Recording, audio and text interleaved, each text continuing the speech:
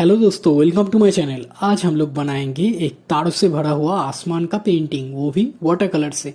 तो चलिए शुरू करते हैं।